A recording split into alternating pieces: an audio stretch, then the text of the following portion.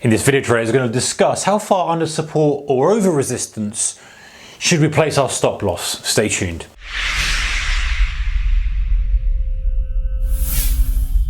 Hey guys, warm welcome to you. Alright, so age-old problem of getting pinged out when a market just flips over the support level, or under the support level should I say, over the resistance, over the high, under the low, whatever it may be. You know the score, okay? Charts look like this a lot of the time. Now, before we go down this topic, we have to say that honestly guys, sometimes you want to be buying under these levels. You want to be looking to take the opposite side of the trade.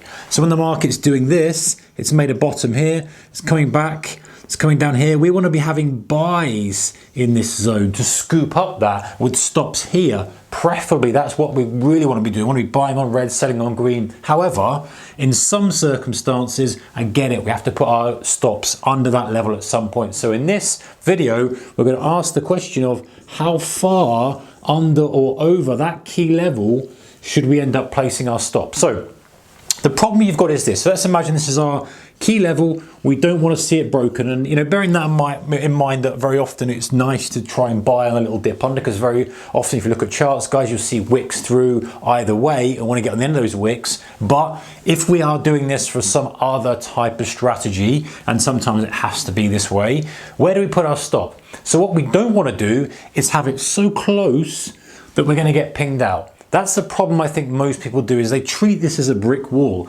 And yes, there are instances where price just stops dead, but most of the time it's going to trade through at some point. So if you have your stop too tight, you're going to get pinged out. Not only going to get pinged out, you're probably going to get annoyed because you end up selling the low of the day or buying the high of the day in the case of resistance, and it will frustrate you, and that could inadvertently add to bigger losses because you end up trading on tilt. You end up doing all the sort of things that we know we don't want to be doing. Okay, so where should you put it?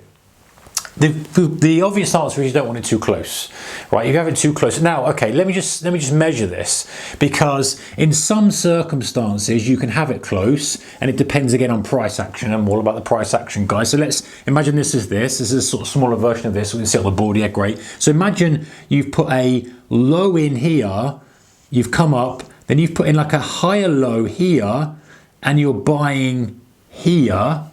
Okay, and you want to use that lower support level, then you're probably okay to have it close, because actually you don't even want it to breach that one, let alone that one. So you've kind of got that level. Now, I would personally still have it a bit wider, but depending on the scenario, let's say you bought a flag here, even better, but you've got a reasonably wide stop. If it's wide and you're going under level, then fine, then you can probably have a little bit closer, but you still don't want it within noise. So anyway, let's go back to the initial question. I keep going off on a tangent. Let's go back to the initial question. Where do we have it? So if we are on an intraday chart, we need to look at the range we're expected in the day. So if the daily range is expected to be, let's say 200 points, then we probably want to put it at least 10 points under, 10 pips under, at least. Okay, no, like 4 pips, 5 pips, I see people doing this. We want to have at least 10 pips. Now, if that skews your risk reward, then you might have to find a better entry, because the thing that most people do, and I've made some mistake, guys, is that you go, well, that's too much under, because that makes my total stop X amount. I want it tighter than that. Okay, well, I'll just tighten up to a couple of pips under. And actually what you're doing is you're almost creating a negative expectancy, because you're not allowing for that gap through. So look at the daily range, and I don't have a hard and fast formula for you.